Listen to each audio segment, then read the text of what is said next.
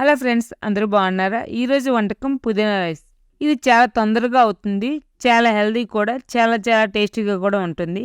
ఇది పిల్లల lunch box చేసి పెడితే చాలా ఇష్టంగా తింటారు. ఇప్పుడు ఈ పుదీనా రైస్ ఎలా చేయాలో చూద్దాం. చూడండి, ముందుగా అన్నం తీసుకోండి. ఇది వేడి అన్నమే, కానీ చల్లార్చాను. కొంచెం వేడన్నం అయితే పుదీనా రైస్ చేసేటప్పుడు ముద్దగా అవుద్ది. అందుకే కొంచెం అన్నం చల్లారినాక చేసుకోవాలి. పులిహోరకి అన్నం ఎలా కలుపుతాం, ఇలా విడివిడిగా ఉంటది కదా, అలానే సేమ్ ఇది కూడా చేసుకోవాలి.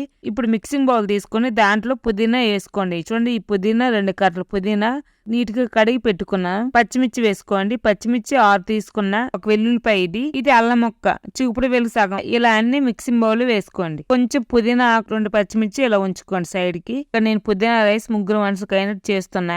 ఈ అల్లం, పచ్చిమిర్చి, వెల్లుల్లిపాయలు, పుదీనా కట్టలు అన్నం బట్టి ఎక్కువ తక్కువ తీసుకుంటారు. చూడండి, ఇలా అన్ని మిక్సింగ్ బౌల్ వేసుకొని దాంట్లో వాటర్ వేయకుండా మిక్సీ పట్టుకోవాలి. ఈ విధంగా చూడండి, మెత్తగా కాకుండా ఇలా కొంచెం పలుకులు పలుకులుగా ఉంటది. దీంట్లో పూర్తిగా వాటర్ వేయకుండా ఇలా మిక్సీ పట్టుకోండి. ఇప్పుడు పుదీనా రైస్ తగ్గట్టు స్టవ్ పై ఒక కడాయి పెట్టుకుని దాంట్లో 2 టేబుల్ స్పూన్ల ఆయిల్ పోసుకొని 2 టేబుల్ స్పూన్ల శనగపప్పు, 1 టేబుల్ స్పూన్ ఆవాలు, 1 టేబుల్ స్పూన్ జీలకర్ర వేసుకోండి. వేసుకున్నాక ఒక ఉల్లిపాయను కట్ చేసుకుని వేసుకోండి. ఇప్పుడు దాన్ని కొంచెం లైట్ గా వేయించుకున్నాక పచ్చిమిర్చి ఇందాక ఫస్ట్ 2 ఇచ్చాం కదా, అవి కట్ చేసుకుని వేసుకోండి. ఈ విధంగా వేగినాక మనం తయారు చేసి పెట్టుకున్నాం కదా పుదీనా పేస్ట్, అది వేసుకోవాలి. పుదీనా వేసుకున్నాక స్టవ్ ఫ్లేమ్ సిమ్ లో పెట్టుకుని వేయించుకోండి, లేకుంటే మాడిపోద్ది. ఇలా 2 నిమిషాలు వేయించుకున్నాక ఇప్పుడు మనం రైస్ వేసుకోవాలి. దాంట్లో రైస్ మొత్తం వేసుకున్నాక దాంట్లో దానికి తగ్గ ఉప్పు కూడా వేసుకోండి. ఉప్పు వేసుకుని శుభ్రంగా అంతా బాగా కలుపుకోండి. ఈ విధంగా ఉప్పు వేసుకుని బాగా కలుపుకున్నాక ఇప్పుడు ఒక నిమ్మకాయని తీసుకుని దాంట్లో నిమ్మరసం పిండండి. నిమ్మకాయ రసం వేసుకున్నాక ఇప్పుడు పుదీనా ఆకులు దాంట్లో తుంచి వేసుకోండి. ఈ విధంగా